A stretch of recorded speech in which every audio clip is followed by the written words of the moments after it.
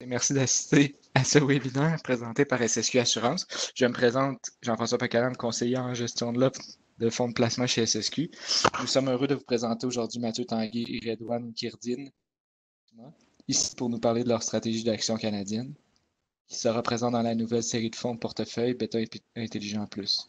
Sachez que s'il reste du temps à la fin, il nous fera plaisir de répondre à une ou deux questions que vous pouvez poser via votre interface WebEx. Sachez que vous pouvez ainsi communiquer en tout temps avec votre représentant d'assurance afin de poser toutes vos questions. Sans plus tarder, Mathieu, la parole est à toi. Merci Jean-François. Bonjour tout le monde. Merci d'être ici. Donc, je me présente, je suis Mathieu Tanguay, je suis président et associé principal chez Triacima. Et mon collègue Redouane Kiridine avec moi est un des fondateurs et gestionnaire de portefeuille. Donc, ce qu'on pensait faire, c'est d'abord peut-être vous présenter brièvement Triacima. Et ensuite, Redouane vous parlera un petit peu de notre méthodologie de gestion qui s'appelle la méthode des 3 piliers. Donc, vous expliquera un petit peu comment elle fonctionne, peut-être quelques exemples, et on pourra terminer en parlant du positionnement du portefeuille. On entend un bruit, je ne sais pas s'il y a quelqu'un qui faudrait qu'il se mette sur mute. Et positionnement du portefeuille et vue macro et peut-être performance aussi. Donc, si on peut aller à la page 2. Donc, la petite histoire de Triacima, en fait, l'aventure Triacima a débuté en 1998. Donc, la firme a été fondée par 3 individus, donc Redouane ici aujourd'hui, mais aussi Scott Collins et André Chabot. Donc, si vous faites le petit calcul, on a célébré nos 20 ans l'année dernière. Donc, maintenant, on est ici 21 ans plus tard et on est rendu avec 30 employés, tous basés à Montréal. On est toujours indépendant et on compte le rester. Donc, il y a de moins en moins de firmes qui sont indépendantes, mais on compte le demeurer. En fait, la firme est détenue par 9 employés, donc 9 employés clés. Ensuite, on est connu pour notre approche de placement unique qui s'appelle la méthode des 3 piliers. Redouane va vous l'expliquer un petit peu plus tard. On gère maintenant 4,4 milliards de dollars. Donc, on est encore considéré comme étant une boutique. C'est quand même 4,4, c'est intéressant parce que d'un côté, on est suffisamment petit pour rester très agile dans les marchés. Donc, quand on achète des compagnies canadiennes, par exemple, de capitalisation moyenne ou petite, on fait moins bouger le marché qu'un gros joueur. De l'autre côté, on a 4,4 milliards, on est suffisamment gros pour avoir investi significativement dans notre entreprise, donc autant dans nos gens, ce qui explique l'équipe de 30 personnes, mais aussi dans toutes nos technologies. Donc, au niveau de tout ce qui est la gestion des risques, conformité, etc., notre technologie peut rivaliser avec celle des plus grands gestionnaires de portefeuille au pays. En termes de type de clients, en bas à gauche, vous voyez que la moitié de nos clients sont via des intermédiaires, donc sous-conseillers ou sub-advisory en anglais, comme dans le cas ici avec SSQ. On a aussi 29 caisses de retraite et fondations comme clients qui représentent 42 de nos actifs. Et finalement, 7 de nos actifs sont avec une clientèle privée.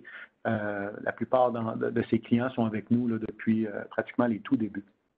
À droite, toujours à la page 2, vous voyez que bien qu'on gère des actions américaines, européennes, asiatiques depuis plus de 20 ans, on est surtout connu dans le monde institutionnel et de sous-conseillers pour notre gestion des actions canadiennes. Donc, 83 de nos actifs sont en actions canadiennes. On a différentes stratégies, grande capitalisation, toute capitalisation, petite capitalisation.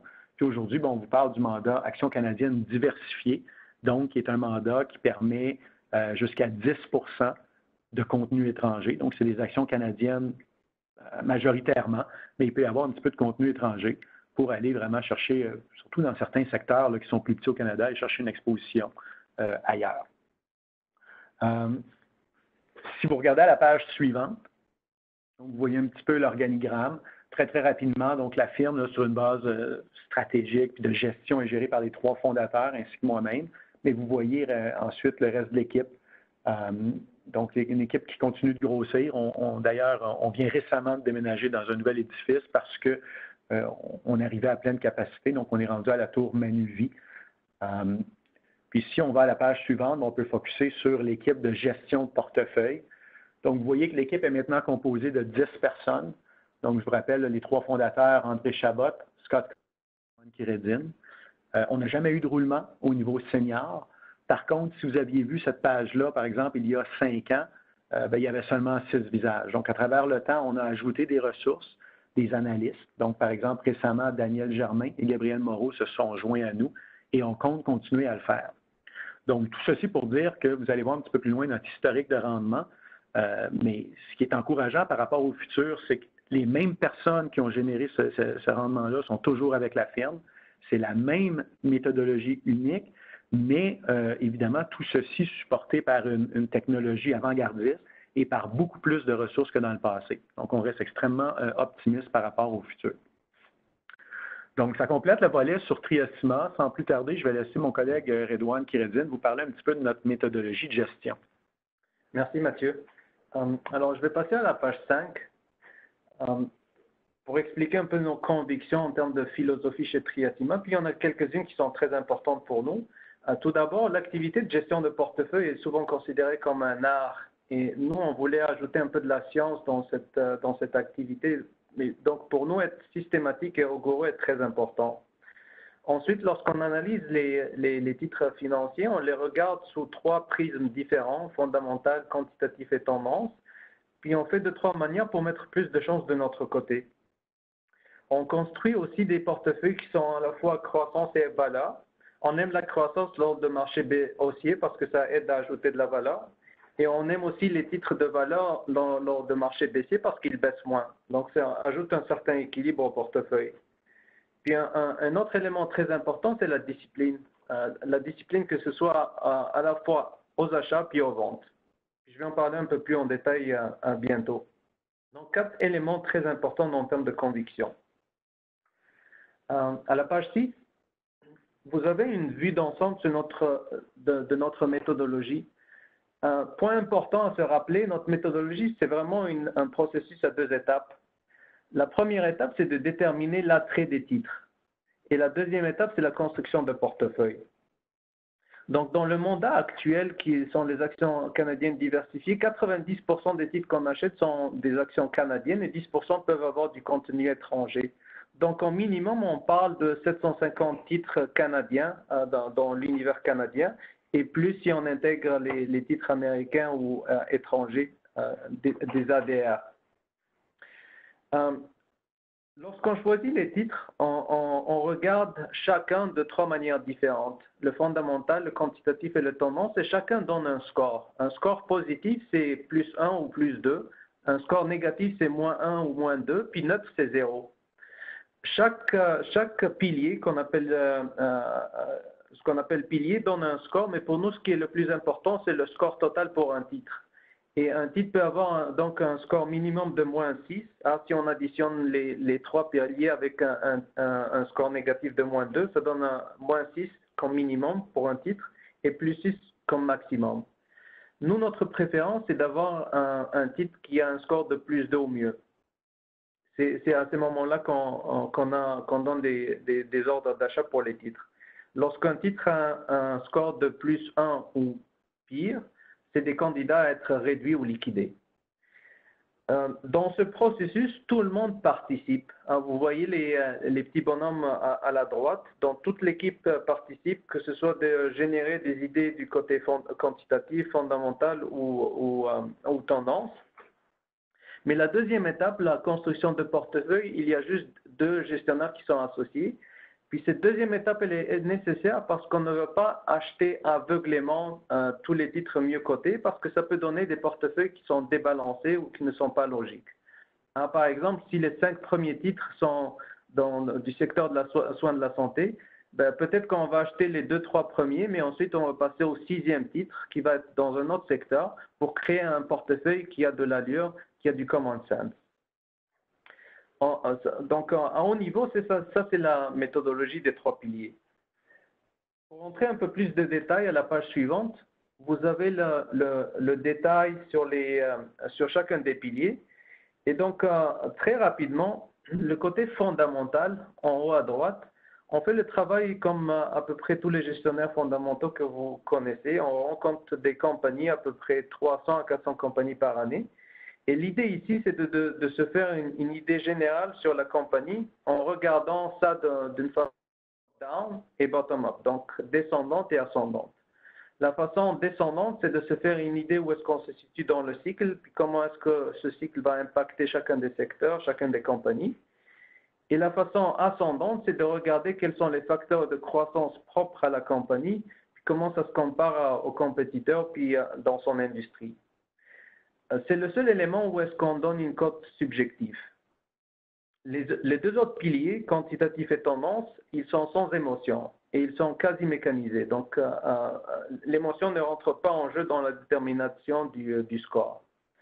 Le quantitatif, par exemple, c'est qu'on regarde plusieurs ratios financiers ou mesures financières. Là où on met le plus d'importance, c'est dans la croissance. Vous avez la plupart des facteurs dans la liste du quantitatif, mais on met le plus d'emphase sur la croissance, le momentum et la rentabilité de la compagnie. Le 5% meilleur de la base de données, on leur donne une cote de plus 2 et ainsi de suite. Vous avez la liste à droite quantitatif. Puis finalement, la tendance, on suit plusieurs indicateurs. Les règles sont quasiment automatisées, mais pour garder les choses simples, ce qu'on aime, c'est les titres qui sont à la hausse. Pour toutes choses égales par ailleurs, on préfère les titres qui ont une tendance haussière que ceux qui ont une tendance baissière. Et la raison est simple, parce qu'il y a beaucoup de sentiments et beaucoup de momentum dans la tendance. Et donc, cette tendance risque de durer encore plus longtemps que les gens le pensent. Donc, 3 ensembles pour regarder un titre. Pour nous, le titre idéal, ce serait un titre dont on a rencontré la compagnie, on a bien aimé le management, on sait où est-ce qu'ils s'en vont, puis on a confiance en eux. Le quantitatif donne des ratios financiers très intéressants qui les met aux côtés et ils ont une tendance à la hausse. Donc, en bout de ligne, là, quand vous pensez à Triesma, c'est vrai pour toutes nos stratégies, à cause de l'approche des 3 piliers, à cause, par exemple, des facteurs qu'on favorise dans le pilier quantitatif, donc la croissance des bénéfices, les surprises à la hausse au niveau des bénéfices, puis à cause du pilier tendance, donc on cherche, nous, les compagnies à la hausse. Mais quand on pense à Triesma, habituellement, là, on est ce qu'on appelle en anglais trend followers, donc on a toujours un biais momentum qui est positif, donc qui a une tendance à la hausse ou à la baisse. Plus elle dure longtemps, plus on va bien performer. On a aussi un biais croissance, donc ce qui est quand même assez rare au Canada. Donc, la plupart des gestionnaires canadiens sont valeurs. Nous, on est un peu plus croissance. Mais ce qui est intéressant, c'est que malgré le fait qu'on soit croissance, nos portefeuilles ne sont pas plus chers que l'indice. Donc, on n'est pas anti-valeur non plus. C'est juste que le facteur croissance est plus dominant. Et finalement, on a un côté qualité aussi.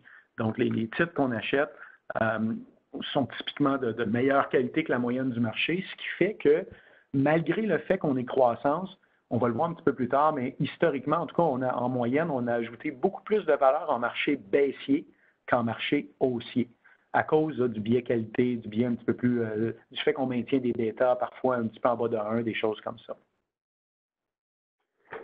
À la page 8, vous avez la construction de portefeuille, donc la deuxième étape de notre méthodologie.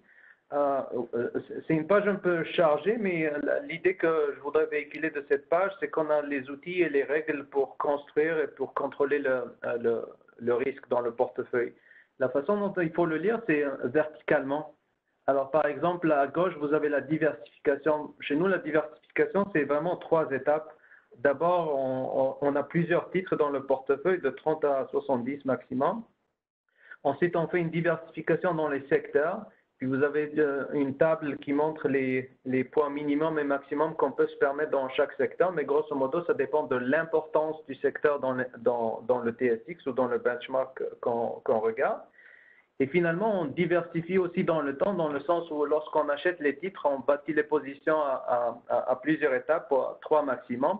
Et de la même manière, lorsqu'on sort d'une position, on peut le faire diversifier dans le temps, on vend jusqu'à 3 reprises. Dans le milieu, vous avez pour le contrôle de risque, ce que nous faisons, c'est que nous surveillons plusieurs éléments statistiques comme le bêta, les écarts types, on fait des tests stress. Puis vous avez aussi l'ensemble des outils qu'on a chez Triesma pour surveiller ça. par exemple FactSet ou Advent, qui est notre outil de rules management.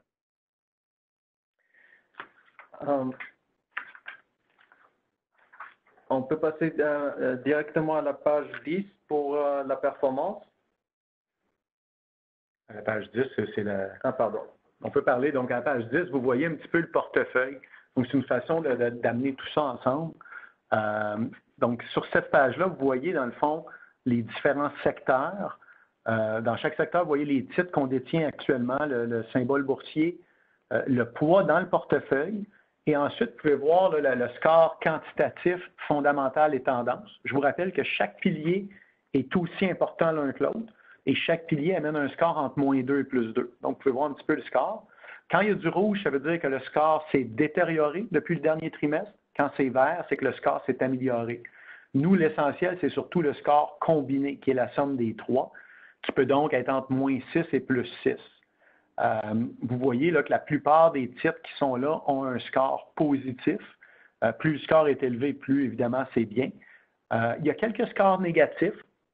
Ça peut, tantôt, Redouane vous disait, là, nous, on a une préférence, ce n'est pas une règle stricte, mais on a une préférence pour les titres qui ont un score entre +2 et -2, entre +2 et +2 et +6, mais il arrive qu'on a des titres en bas de +2. Puis, il y a deux principales exceptions. La première exception, puis on le voit dans l'énergie, c'est que dans l'énergie, il n'y a pas beaucoup de titres qui ont des scores positifs. À cause de ce qui s'est passé au cours des dernières années, derniers mois, la plupart des titres dans le secteur de l'énergie ont des scores négatifs. Donc, des fois, on n'a pas le choix d'aller chercher des titres un peu plus faibles parce qu'on ne veut pas être absent du secteur non plus. C'est un gros secteur dans l'indice canadien. L'autre exception, c'est si le score total s'améliore beaucoup. Donc, il est possible, par exemple, qu'un titre ait un score de -6 et là, ça s'améliore, -5, -4, -3, -2. Donc, on voit qu'il y a quelque chose de positif qui se passe. On ne va pas attendre jusqu'à ce que le score atteigne +2 avant de l'acheter. Il est possible qu'on prenne une petite position. Donc ça, c'est les deux exceptions. Soit qu'on n'a pas vraiment le choix parce qu'il n'y a pas d'autres types, c'est pour des raisons de construction de portefeuille, soit c'est parce que le score total s'améliore. Sinon, bien, les titres négatifs, souvent, c'est des titres, soit fort probablement qu'on est en train de vendre. Donc, c'est des titres qui performent moins bien. Puis donc, on est en train de réduire. Redouane vous le disait tantôt, souvent, on le fait en 2 ou 3 transactions, donc il est possible qu'il en reste encore un peu, mais ils sont sur le point d'être éliminés du portefeuille. Donc, vous pouvez voir ici là, le portefeuille au 31 août. On peut peut-être parler là, à la page suivante. Pas la page suivante, excusez, la page 12. Donc, peut-être la vue un petit peu positionnement général, vue macro du portefeuille. C'est ça. Alors, en termes de positionnement, d'abord, les gros secteurs en termes d'énergie, on est sous-pondéré. On a une préférence pour les titres un peu plus stables comme les pipelines ou les compagnies de marketing. On est petit à petit en train de revenir dans certains producteurs, surtout les producteurs à pétrole lourd, par exemple Cenovus ou une compagnie comme MEG pourrait commencer à ressortir dans le portefeuille, essentiellement parce qu'il y a pas beaucoup de pétrole lourd du côté mondial, surtout avec les attentats qu'il y a eu en Arabie Saoudite.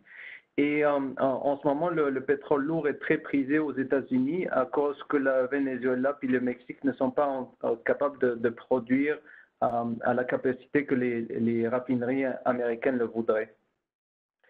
Dans les matériaux de base, on est équipondéré avec l'indice. On a une meilleure présence dans les orifères. Excusez, quand je dis équipondéré, je regarde plus la fin du mois de août, où est-ce qu'on est à peu près 9,5. Mais on a une préférence pour les orifères et une moindre préférence pour les métaux de base, parce qu'économiquement parlant, de façon mondiale, les commodités ne sont pas en train de très bien performer. Industriel, à la fin juin, on est 12,4 et à la fin août, on est à peu près 11,4, donc vraiment collé à l'indice. Si vous regardez les titres qui sont à l'intérieur, vous remarquerez qu'il n'y a pas beaucoup de manufactures. On le voit du côté de PMI et ISM, c'est des chiffres qui sont toujours en train de baisser du côté de manufacture. Mais donc, les compagnies qu'on détient dans le portefeuille ont plus une emphase sur le service plutôt que de la manufacture. Vous remarquerez aussi qu'on a une bonne présence dans les secteurs défensifs, entre autres la consommation stable, les services de communication, les services publics, parce que ce qu'on voit c'est que oui, ils sont forts, ils sont presque à des sommets importants, mais le marché en tant que tel n'est pas un bon communicateur de la toile de fond, car si on regarde les secteurs qui performent bien, on voit bien que les défensifs comme les services publics, la consommation stable, quand même s'en tirent très bien dans ce cycle, ce qui soulève que le défensif a son mot à dire en ce moment dans le marché. Financière, à la fin juin, on est à peu près 28,1 et à la fin août, 28,7, donc légèrement sous-pondéré l'indice. On a une présence dans les banques, mais moins importante. On préfère en ce moment les compagnies d'assurance plutôt que les banques. On a quelques exemples par la suite. Évidemment, là, on sait que votre temps est précieux, donc on pourrait peut-être juste en faire un. Je pense que c'est la Kirkland Gold, donc page 30. Donc, ce que vous voyez sur cette page-là, -là, c'est avec la petite flèche en bleu à gauche, vous voyez... c'est quoi la page? 13, pardon. Page 13. C'est ça. Donc, ce que vous voyez à gauche, la petite flèche bleue vous montre à quel moment on a acheté Kirkland Gold. Puis je vais laisser peut-être Redouane parler un petit peu. Le score à droite, c'est le score de Kirkland au moment de l'achat. Donc, vous voyez qu'il était plus 6, pas loin d'une compagnie parfaite, là, si ça existe. Là. Redouane, si tu veux expliquer un petit peu pourquoi on a acheté Kirkland à l'époque. On le détient encore, puis évidemment, vous pouvez le voir, là, ça a été un bon coup. Oui, on a commencé à l'acheter le 14 août 2018. Vous avez ça dans le titre. Et il était coté une très bonne cote aux 3 piliers. Tendance plus 2. Vous voyez, le titre faisait des sommets. Si on regarde tous les indicateurs qu'on a l'habitude d'analyser, il donnait une cote de plus 2, donc la meilleure cote en termes de tendance. Du côté quantitatif, ça c'est au milieu, il avait le rang de 23e compagnie sur une population de presque 700 titres, donc il fait partie des 5% du top de la base de données, ça lui a octroyé une cote de plus 2. Et fondamentalement, vous avez nos éléments descendants et ascendants qui jouaient pour et contre dans cette compagnie. En termes de niveau descendant, il y avait le prix de l'or qui était stable, qui était positif, mais par contre, un élément négatif, c'était la hausse du dollar américain et des taux d'intérêt à l'époque qui nuisait un peu aux orifères. Cependant, ce qui a fait en sorte qu'on lui a donné une cote de plus 2 si forte, c'est vraiment au niveau ascendant, où vous pouvez voir. Juste pour faire un recul, c'est une compagnie qui détient des mines en Australie puis au Canada avec un des plus hauts teneurs d'or au monde. Du côté opérationnel, c'est une compagnie qui a toutes les infrastructures pour accroître leur production, que ce soit au Canada ou aux États-Unis, ce qu'on trouvait très positif. Et du côté financier, ils avaient une trésorerie solide puis continuent d'être solide, ce qui leur permet d'investir dans leur exploitation et de faire des acquisitions si c'est nécessaire. Donc, tous ces atouts jouaient en faveur pour qu'on leur donne une cote de plus 2 du côté fondamental. Donc, avec une cote plus 6 au total, il n'y avait pas vraiment de quoi se demander pourquoi ne pas investir dans cette compagnie. Et puis, ça a été payant à date. Kirkland est une des compagnies qui a eu le meilleur rendement en termes de prix dernièrement. Donc, ça, c'est un bel exemple d'achat. Tantôt, Redouane, si vous vous rappelez, là, quand on parlait de notre philosophie, on parlait aussi de la discipline de vente. Nous, la beauté de la méthode des 3 piliers, c'est que non seulement ça nous aide à identifier les titres qui sont de bons candidats pour être achetés, mais ça nous fait aussi voir les titres qui doivent être vendus. Et l'exemple suivant, donc à la page 14, West Timber Fraser, ça, c'est un exemple de vente. Donc là, vous pouvez voir qu'on l'avait acheté quand même assez longtemps. Le score avait monté jusqu'à plus 5 à un moment, plus 4. Puis là, le score commençait à se détériorer. Il était encore à plus 2, qui d'habitude est une zone qu'on aime, mais comme le score se détériorait et assez rapidement, on avait décidé de le vendre. Donc, Redouane peut peut-être vous parler un petit peu de c'était quoi la situation au moment de le vendre, mais ça aussi, ça a été une belle vente. Puis, donc, c'est pas un stop loss qu'on utilise, c'est vraiment plus la méthode des 3 piliers qui nous garde disciplinés. Oui, alors donc en termes de score total, il était tombé à plus 2. Le tendance était devenu 0. Auparavant, c'était positif, mais il s'était dégradé. on voyait que des supports comme la moyenne mobile de 200 jours ne pouvaient pas garder le titre au-dessus. Il avait réussi à briser à plusieurs reprises. Puis pour nous, c'est un indicateur de faiblesse. Donc, la tendance à zéro. Le quantitatif demeurait mais souvent pour les compagnies de commodités, on sait que le quantitatif est le plus lent à réagir. Par contre, dans le fondamental, la situation avait tombé à un score de 0. Puis, vous allez le voir du côté descendant et ascendant, il y avait des éléments négatifs. Par exemple, du côté descendant, l'inventaire de bois d'œuvre avait commencé à augmenter, ce qui n'est pas positif pour cette commodité. Puis, le prix de bois d'œuvre était arrivé à des niveaux records au-delà de $600 et on ne voyait pas les raisons pourquoi cela pourrait continuer à augmenter. Donc, le risque était plus vers la baisse. Donc, du côté descendant, on voyait plus du négatif. Du côté ascendant, il y avait du positif. C'est le producteur le moins cher de tous les producteurs de bois d'œuvre. Ils avaient un bon bilan avec des flux de trésorerie très forts. Mais par contre, West Fraser puis les autres compagnies dans cette industrie commençaient à ajouter de la capacité. Et ça, c'est assez négatif pour cette commodité. Donc, encore une fois, le score a baissé à plus 2, alors qu'il était plus élevé auparavant, et on a commencé à réduire ce titre. Donc, ensuite, ça nous amène à la performance. Donc, on peut aller à la page 16. Donc, vous voyez, donc c'est depuis le début, donc ça fait quand même longtemps qu'on gère le mandat avec SSQ. Donc, vous voyez, là, depuis octobre 2006, en bleu pâle, vous voyez l'évolution de 10 $ investis ou 10 000 là, dans la stratégie Trias-Ciment versus 10 000 investis dans le TSX. Donc, évidemment, on aime bien voir que ça s'en va vers en haut à droite, mais surtout aussi qu'on s'éloigne tranquillement de la ligne verte. À la page suivante, vous avez le détail. Donc, vous avez le détail. Donc, si vous allez complètement à droite là, depuis le début, en moyenne par année, cette stratégie-là a généré 8 de rendement versus 5,8 pour l'indice, donc une surperformance de 2,15 vous voyez aussi, là, si vous allez dans année en cours, quand même une bonne année.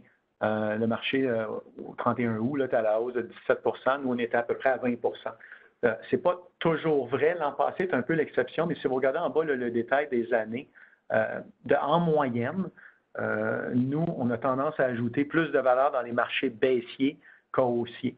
Donc, vous le voyez, par exemple, en 2011, le TSX était à moins 9, nous, on avait fait presque 0. Puis, même chose pour 2015. Donc, 2015, le marché a fait moins 8, on avait fait 2 Donc, historiquement, nous, quand le marché est très, très fort à la hausse, surtout si c'est un marché spéculatif, nous, on achète peu de compagnies à caractère spéculatif, à ce moment-là, on va être bien content si on matche le marché, mais typiquement, là, quand le marché baisse, on va avoir tendance à ajouter de la valeur. L'exception, c'est l'année dernière. C'était vrai l'an passé aussi, mais ce qui est arrivé, c'est qu'en fin d'année, si vous vous rappelez, là, le dernier trimestre a été extrêmement difficile pour nous. Durant ce trimestre-là, c'est là que les titres avec du momentum et de la croissance ont été fortement pénalisés. Donc, nous, on a perdu, quand on a sous-performé beaucoup en fin d'année à cause de ça, parce que nous, par design, on a du momentum et de la croissance. Mais bon, évidemment, comme vous pouvez voir, là, du moins en absolu, tout ce qui a été perdu a été récupéré cette année. En valeur ajoutée, bien, on y travaille, mais ça devrait revenir assez rapidement. Donc, c'est à peu près ça. Vous voyez notre bêta à droite, là, 0,69 de bêta, donc un bêta quand même assez faible, ce qui explique pourquoi aussi on a tendance à bien faire en marché baissier. Donc, en résumé, à la page suivante, donc pour conclure, donc Trias-Ciment, une firme de gestion qui a quand même 20 années, 21 ans maintenant d'existence, basée à Montréal, indépendante. Notre méthodologie qui est vraiment unique, l'approche des 3 piliers. Je vous rappelle, les 3 piliers, c'est fondamental, quantitatif, tendance. Chaque pilier est aussi important l'un que l'autre. Fondamental, c'est peut-être un petit peu le pilier jugement. Tu sais, il est plus subjectif. On rencontre des compagnies, on se fait une opinion. Les 2 autres piliers, bien, c'est des piliers qui sont automatisés. Donc, réduisent fortement tout ce qui est là, biais comportementaux. On ne l'a pas mentionné, mais les idées de transaction peuvent venir de n'importe quel des 3 piliers. Donc, ce n'est pas une séquence. Il y a des gestionnaires qui vont commencer avec un pilier quantitatif pour réduire l'univers canadiens de 700 titres à peut-être 100 titres, puis ils vont ensuite faire de l'analyse fondamentale sur les 100 titres restants. Nous, ce n'est pas ce qu'on fait. Nous, les idées, ça peut être un titre qui est au sommet du fil quantitatif, mais ça peut aussi être un titre, une compagnie dont on entend la première fois, on les rencontre, puis d'un point de vue fondamental, le titre est très, très fort. Bien, à ce moment-là, avant d'investir, on va appliquer les deux autres piliers. Ça peut être aussi une compagnie dont l'action n'arrête pas de monter. Donc, si une compagnie, l'action n'arrête pas de monter, c'est le pilier tendance qui va être très, très fort. Donc, ça va probablement être un +2 tendance. On va appliquer les deux autres piliers.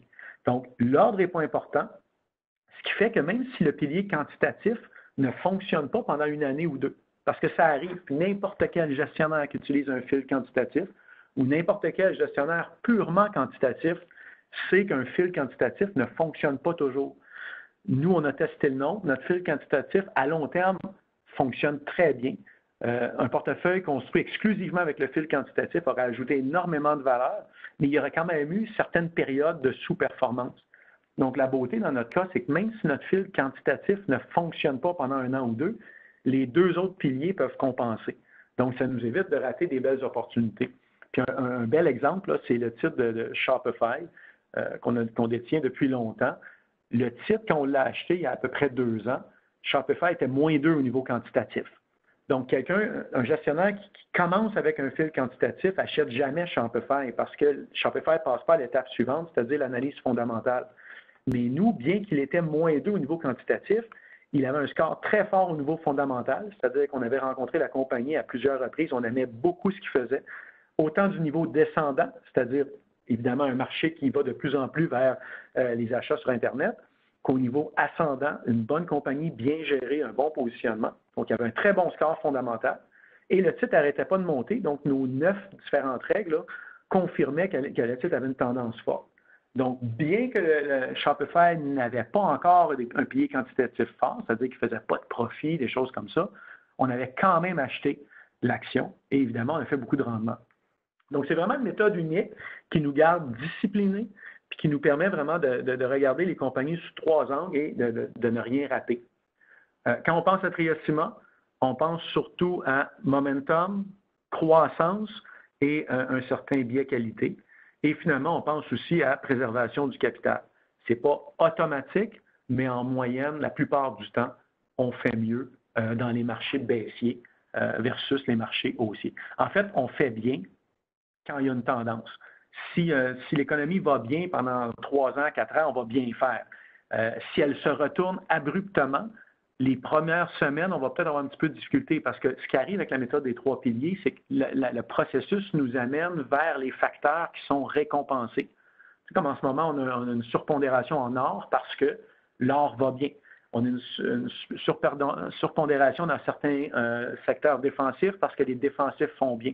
On suit les tendances. Donc, s'il y a un changement abrupt de régime, donc certains facteurs soudainement ne sont plus rémunérés, puis c'est de nouveaux facteurs, on va avoir un petit peu de difficulté au début. On va identifier le changement et on va rééquilibrer le portefeuille. Donc, c'est vraiment au niveau des débuts de changement de tendance qu'on a de la difficulté.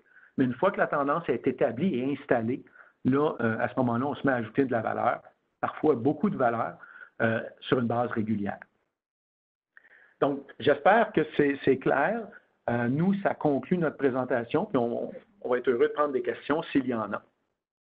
Merci Mathieu, puis on va passer directement dans le fond à la période de questions. La première question qu'on a, c'est comment est-ce que Triocima va gérer les pondérations du portefeuille dans un environnement de taux d'intérêt baissier? D'accord, merci. La baisse des taux d'intérêt, c'est un élément qui a été identifié depuis plusieurs trimestres, plusieurs années chez Triocima. Donc, en ce moment, si on regarde le portefeuille, il est bien positionné pour être aligné à cet aspect. Le portefeuille a un peu plus de défensifs et plus de titres qui payent des dividendes, qui sont vraiment les éléments recherchés lorsque les taux d'intérêt baissent. Il y a beaucoup de gens qui se posent la question, est-ce qu'on va passer à des taux d'intérêt négatifs comme on le voit en ce moment au Japon puis en Europe? Nous, on ne voit pas cet élément survenir dans le court terme. Pour nous, des taux d'intérêt très négatifs en Amérique du Nord ne vont survenir que lors de la prochaine récession. Et en ce moment, on ne voit pas d'indicateurs qui montrent qu'une récession est en train de se mettre en place en Amérique du Nord. Mais donc, pour l'instant, le portefeuille il est positionné pour profit de cette tendance des taux d'intérêt qui est à la baisse. C'est une bonne question, c'est intéressant parce que ça illustre bien ce que la méthode des trois piliers fait. Redouane le disait, ça fait plusieurs trimestres que les taux d'intérêt baissent, donc que les titres sensibles aux taux d'intérêt, ceux qui paient un haut dividende par exemple, montent. Donc, clairement, nous, comme on suit la tendance et on suit les facteurs rémunérés dans le marché, ça fait un petit bout qu'on a augmenté la sensibilité à ce genre de titres-là. Donc, si on demeurait dans un environnement de faible taux, voire même de taux négatif, même si ce n'est pas notre scénario principal, on continuerait à bien faire, à ajouter de la valeur. Si les taux se mettaient à monter, s'ils se mettaient à monter lentement, à ce moment-là, nous, on pourrait, le modèle l'identifierait et tranquillement, on changerait notre positionnement de sorte que peut-être qu'on délaisserait tranquillement les titres sensibles aux taux. Le pire environnement pour nous, c'est un environnement où les taux montent rapidement. Parce que là, c'est un changement de régime abrupt dans lequel on n'aurait pas le temps de rééquilibrer le portefeuille. On est confortable avec le niveau de risque. Un de nos stress tests qu'on fait, c'est un choc de taux d'intérêt. Donc, on peut voir un peu, là, ce serait quoi l'impact sur le portefeuille. Puis, il est quand même raisonnable, mais c'est le pire environnement. N'importe quel changement de régime rapide en est un qui nous amène à laisser un petit peu de valeur sur la table. Parfait, merci. On a une deuxième question. C'est quelle est votre prévision pour le dollar canadien versus le dollar US et l'effet de ce taux de change sur le prix des actions alors que le monde tend à aller vers la dédollarisation US? D'accord. Alors, j'imagine par dédollarisation, on parle de cet élément où est-ce que les contrats, le commerce, puis la monnaie de réserve passent de moins en moins vers le dollar américain. Dans un tel scénario, ça veut dire que les autres économies, les autres banques centrales, les autres compagnies utilisent le dollar américain de moins en moins. Donc, on verrait une baisse du dollar américain. Je ne suis pas sûr que cette dédollarisation est en train de survenir en ce moment. Si c'est le cas, c'est peut-être assez lent, puis ça va prendre beaucoup de temps pour que ça arrive. Mais grosso modo, la monnaie américaine, quand est-ce que ça marche? La monnaie américaine marche bien lorsque le reste du monde a de la difficulté et que les États-Unis ont une croissance meilleure que le reste du monde. Puis c'est ce qu'on voit en ce moment. C'est un des éléments qui fait en sorte que le dollar américain est fort. Pour que le dollar canadien ait un peu plus de force par rapport au dollar américain, il faudrait qu'on voit une croissance dans le reste du monde, les pays émergents, la Chine, une demande dans les commodités qui augmente. Puis ce n'est pas encore le moment.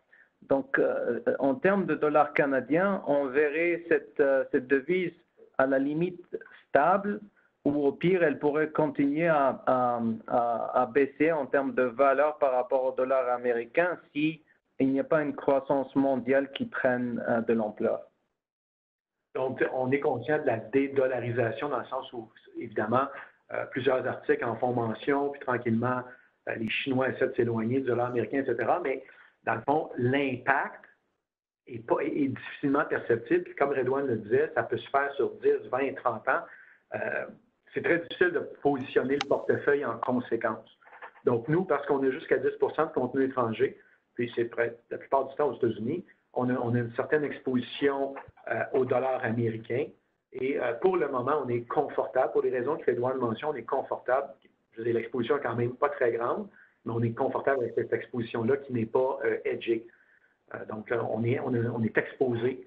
Si le dollar américain s'apprécie, la stratégie va faire mieux. S'il se déprécie, on va laisser un petit peu de valeur ajoutée sur la table, mais c'est quand même très, très gérable. Merci. On avait une dernière question dans le chat. Prévoyez-vous une baisse des marchés sous peu et comment se repositionner si on a un profil de risque modéré? Alors ça, c'est vraiment la question que tout le monde se pose. On voit un ralentissement, mais la question vraiment principale, est-ce que cet ralentissement va rester juste ça, un ralentissement, ou est-ce que ça va tourner à quelque chose de pire qui va donner une récession? Pour qu'il y ait une récession, il faudrait qu'il y ait un déséquilibre quelque part dans l'économie. Et puis en ce moment, on ne voit pas vraiment ça.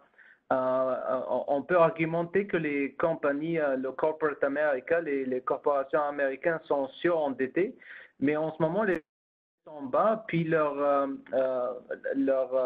interest coverage, disons la vitesse ou la capacité de couvrir les paiements des taux d'intérêt aux États-Unis, elle est vraiment, vraiment raisonnable. Donc, on ne voit pas d'éléments majeurs qui pourraient causer une récession. Bien entendu, si les choses n'arrêtent pas d'empirer en Europe ou en Chine, ça pourrait engendrer une telle récession. Mais encore une fois, on ne voit pas ça. Puis comment être positionné dans le cas d'une récession? La première chose, c'est l'encaisse. Il n'y a pas meilleur moyen que d'être en encaisse pour éviter la panique des marchés.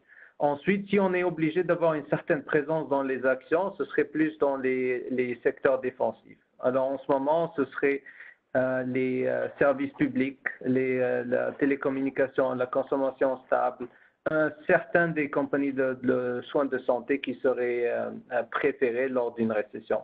Et moins, donc, sous-pondéré en termes de commodité, énergie, métaux de base. Peut-être un peu de présence dans l'or parce que l'or est considéré comme un store of value, un élément qui protège la valeur lors de marchés baissiers. Nous, notre scénario privilégié en ce moment, c'est un scénario on dit en anglais soft landing. Donc, on voit certains indicateurs financiers, en effet, qui tournent, donc qui pointent vers un certain ralentissement. On est conscient de ce qui se passe entre les États-Unis et la Chine, le Brexit, un peu tout ça. Ceci étant dit, un petit peu comme Redouane le disait, il y a certains paramètres qui jouent en faveur de l'économie. Peut-être celui qui n'a pas été nommé aussi, c'est le taux de chômage qui est très faible. Puis les compagnies, quand même, américaines continuent à générer des profits, au Canada aussi. Donc, c'est plus vraiment un soft landing. Donc, c'est pour ça que vous avez vu le portefeuille, on a un léger biais défensif. C'est difficile dans l'environnement actuel avec Trump d'être extrême d'un côté comme de l'autre, parce qu'évidemment, on sait très bien que si demain matin, Trump annonce qu'il veut régler avec la Chine, mais là, le marché va monter rapidement. Donc, il faut être prudent un peu. De l'autre côté, il peut aussi tweeter autre chose qui le fait s'écrouler rapidement. Donc, on garde un biais légèrement défensif et je vous dirais qu'à ce stade-ci, on compte davantage sur la sélection de type pour ajouter de la valeur. Il y a eu des moments dans le passé où on n'avait pas peur d'être très différent de l'indice, mais en gardant toujours le même objectif, c'est-à-dire surperformer l'indice avec un risque moindre. Ça, on ne le perd jamais de vue, mais à ce stade-ci, c'est un léger biais défensif. Parfait, merci beaucoup, Redouane puis Mathieu, pour votre exposé, très intéressant. On a quelqu'un sur le chat qui vous remercie aussi. Merci pour ce bel exposé sur votre portefeuille. Donc, je crois que ça a été apprécié. Donc, ceci conclut la présentation. Tous ceux qui ont écouté le webinaire, merci pour votre participation. Et revenez-nous en décembre pour le prochain webinaire. Alors, bonne journée à tous. Merci, bonne journée. Merci, au revoir.